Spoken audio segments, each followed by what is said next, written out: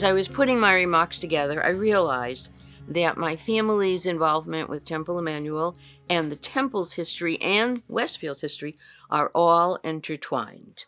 So I noticed that there's a wonderful history in the hallways here, and it's real. I was reading it. It was just wonderful. So I hope I can add some personal things to it. In the 30s and 40s, a few Jewish people started to move into Westfield, one family at a time, basically from Elizabeth and from Newark. And I think many people know that Westfield was named because it was always referred to as the Westfields of Elizabeth. So these families started to move in slowly. Now, one was a doctor, one was a pharmacist, and others came, and they began meeting in people's homes on Friday evening to have a little bit of a Shabbat.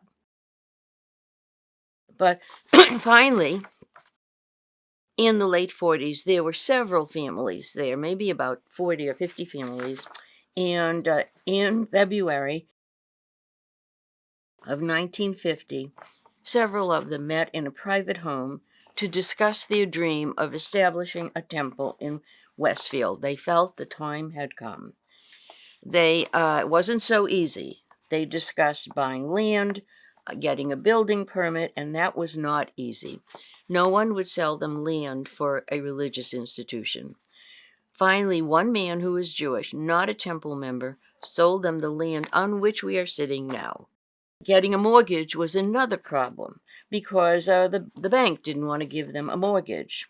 But there was, at this point, there was one board member, a Westfield of the Westfield Federal Savings Bank, who was Jewish, and he must have had a lot of money because he threatened to withdraw his money if the bank wouldn't give them a mortgage. Well, he got that mortgage, and it said in the book that I was reading that he promised there would be no on-street parking. So we don't like to belabor that point. Okay. The First Congregational Church, which has always been our friend, offered the prospective temple members the use of their parish house for Friday evening services. Now, I did read in this book that I've used that about 50 families got together to start this endeavor. And I think they each put up, it said $20 each to be charter members of the temple. So they were meeting in the First Congregational Church until the building was completed. The building was completed in 1953. And they then hired Rabbi Jack Stern, their first rabbi. He was much loved, and he stayed for 6 years before moving on to a more established temple. There were several other rabbis. One was liked, a few of them stayed and left after a few years by mutual consent. Well, by 1966, they had this temple, and Rabbi Charles Kroloff and Terry Kroloff came with their 3 young children. This temple that had been started by 50 families now had 400 memberships.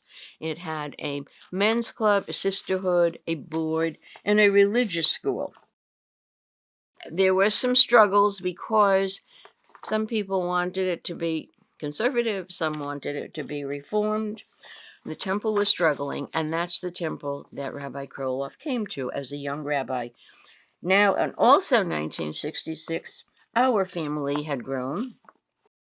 We needed a bigger home. Saul had been transferred to Bell Labs in Homedale, and so we had to have a place that was convenient. We looked on the map, and we saw Westfield. We looked into it a little bit, not much considering this move, and we heard that they had a good school system, and now they had a Reformed temple. And we felt if we moved to the south side of Westfield, it would be a convenient, commute for Saul. So we moved in, and we were living in a bubble for 2 years. We loved our home.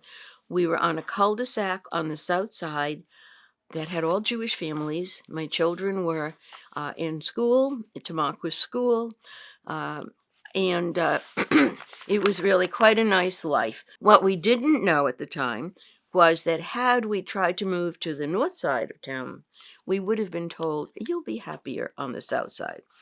The Westfield Tennis Club had one Jewish member, and There were some, school, the high school had a Christmas program that was like a Christmas pageant, and there was a conflict now between some Jewish families and some Christian families in town, not temple members, with the school board who wanted to change that. Okay, so after 2 years, we were transferred to Albuquerque, New Mexico, where we joined Temple Albert. And that was a lovely experience, another story. And that's where our daughter was bar mitzvah. We moved back, and this time we realized, we learned what was happening. By this time, the school board was about to be sued by some families because of the Christmas pageant, which required every student to attend and every music student to participate in. We had our three children all involved in the temple. Rachel in eighth grade, David getting ready for his bar mitzvah, and Adam in kindergarten. We learned that there was now a lawsuit which went to federal court. And the situation became nasty. There was a lot of overt anti-Semitism remarks. The attorney for the plaintiffs, Alan Goldstein, a temple member, but he was not representing the temple, he received death threats for this. Finally, the judge told the town to settle to avoid nasty publicity, among other problems. The result was a consent decree, and the Christmas pageant became a holiday program. The decree was the beginning of the liberalization of Westfield. We were now fully involved in temple activity, and it was a very enriching time. The religious school grew, and we had some very interesting trips and programs for the students. We also had a very fine adult education program. There were evening classes, which I took. I took a class in Talmud. I took a class in women, history, and Judaism given by a rabbinic student from Temple Emanu-El in New York. I took a class in Jewish literature given by a professor at a local college. And we began having adult B'nai Mitzvah classes because at that time in the 70s, there were so many people, myself included, who had never been bar mitzvah. So I joined a class of 33 other women. We studied once a week for 2 years. We had to learn basic Hebrew. We had to learn the prayers in the liturgy. And the result was a beautiful bar mitzvah service for 34 women that was written up in local papers. And as I tell people, my parents came from Florida. They were in their mid-60s. And I said to them, I hope you're not telling people you're coming up for your child's bar mitzvah. They will think you are a medical miracle. Okay. Now, at this same time, Rabbi Kroloff had developed had attracted very good lay leadership. And there were some very good programs going on. Oh, we had some very interesting speakers. We had Abba Eben, who at that time was Minister of Foreign Affairs of Israel, and Elie Wiesel, who was a friend of the chairman of our education committee, came several times to talk. Rabbi Kroloff was becoming very active in the reform movement. He became, during that time, the head of ARZA, the the Association of Zionists of Reform Zionists of America, and he became president of the Central Synagogue of Reform Rabbis. He taught at HUC. He was becoming a powerhouse in the reform movement. We were attracting outstanding leaders for our temple board, and it was interesting and an honor to work with Rabbi Kroloff, Cantor Novick, and the lay leaders. He also became involved with the Union County Christian clergy. He developed strong relationships with the Christian clergy, and we had some programs. We would have lunch and learn with them. We would hear one of them speak and then have a lunch and socialize. And one of our members, who was quite learned, was going to the various churches to teach a course in Jewish history. We also had a small nursery school, and when the director retired, the school was phased out. So for several years, in I guess the late 70s and early 80s, we didn't have a nursery school. And then some far-thinking board members wanted to develop a religious school. Many board members were against it because it involved an outlay of money. We had to bring some of the classrooms up to our nursery school standards. We had to hire staff. We had to have equipment, etc. But these women persevered, and we went through 2 directors until we hired Jill, and the rest is history. And now our nursery school and daycare, who even dreamed of a daycare taking in infants, are important parts of our temple and bring in many, many new members. In the 70s and 80s, we were attracting about 75 new families a year, and we were losing about 10 because of attrition. In order to help people become a part of a large temple, we started Havaraz. It was a movement that I believe started in California. These were small groups of people, families with similar interests. A Havara would consist of about 8 families, perhaps with an interest in Jewish music or sports. They had to have something of Jewish interest. And at its peak, we had about 15 Havaras. And if you figure that 15 Havaras with 8 families in them, that's a large percentage of our temple members. And I understand there's 1 or 2 of them still existing. And I also hear that they're starting another way to bring people into small groups. In 1980, I was asked to be on the board as recording secretary. I thought, okay, that should be interesting. I never dreamed that I would end up in 1996 becoming temple president, which was one of the great experiences of my life, working with our clergy and our lay leaders. They were smart, they were energetic, and they wanted good things for the Jewish community and for their families. Well, as we were growing, and at this point our religious school had 700 students, we needed a larger quarters, and we had a renovation and a building fund in the 80s and enlarged the sanctuary. And then in the 90s, we needed more room for our religious school. With a generous gift from the Eisenbergs, Warren and Mitzi, who were most generous to our temple, they started the fund for the religious school. And we thought it was going to be named the Eisenbergs School for Education. But they quietly had dinner with Chuck and Terry Kroloff, and they said no nonsense, no discussion. It would be called the Charles Kroloff Building for Education. A well-deserved honor.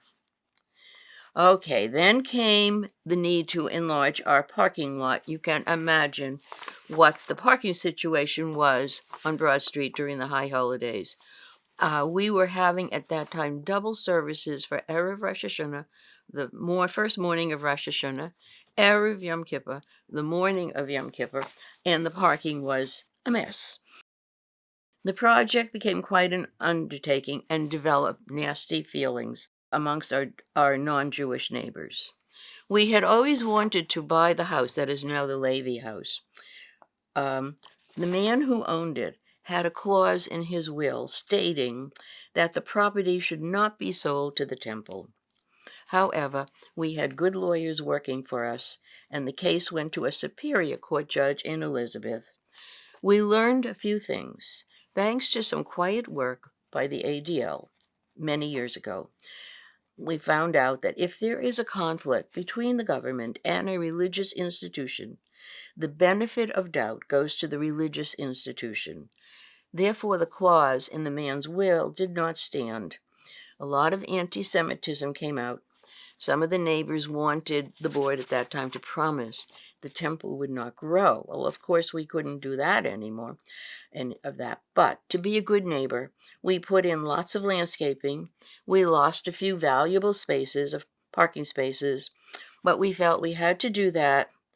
The judge told the town to settle to avoid publicity to avoid the bad publicity that a lawsuit would bring, and the result is one of the most beautiful parking lots in New Jersey. There is another change in attitudes that occurred in the 90s. Should our clergy officiate at interfaith marriages? It became a very contentious subject, to the point that the Union of Reformed Judaism asked board members, when they were interviewing candidates for rabbinic positions, not to ask if they would perform an interfaith marriage. That was not to be a litmus test. There was a lot of resistance on the part of the clergy, and the result was that people found other ways to officiate, other officiants for their marriages. The situation has changed so that when we were looking for an assistant rabbi, we filled Victor Appel, and I was on that search committee, and we had a meeting. By this time, it was COVID days, and we were doing it on Zoom, and we had a meeting. Rabbi Prosnick was about to take over as our new rabbi. We were meeting to discuss what we would ask our rabbinic candidates, and Rabbi Prosnick said, I would like to know if he or she would do an interfaith wedding. I wouldn't want someone who wouldn't officiate at that. So that was a welcome change. So I've now been on the board through about 3 building funds. Now Temple Emanu-El is embarking on another one, which is a tribute to our current clergy and how they are attracting new members. Our temple is thriving. Saul and I joined in 1966 to give our children a good Jewish education. But along the way, we enhanced our own Jewish experiences. We learned so much about our history. We found a wonderful community that made the happy times that much sweeter and the sad times that much easier to bear. And our association really was such an important thing for us. I still have friends from those days. Temple Emanu-El is where my sons were bar mitzvahed. I was bar mitzvahed. All 3 children were confirmed. My daughter and son-in-law were married. My husband was eulogized. And now, I served as president. And when I walk in here, I feel that I am at home. And I hope that today's new members will feel that way also.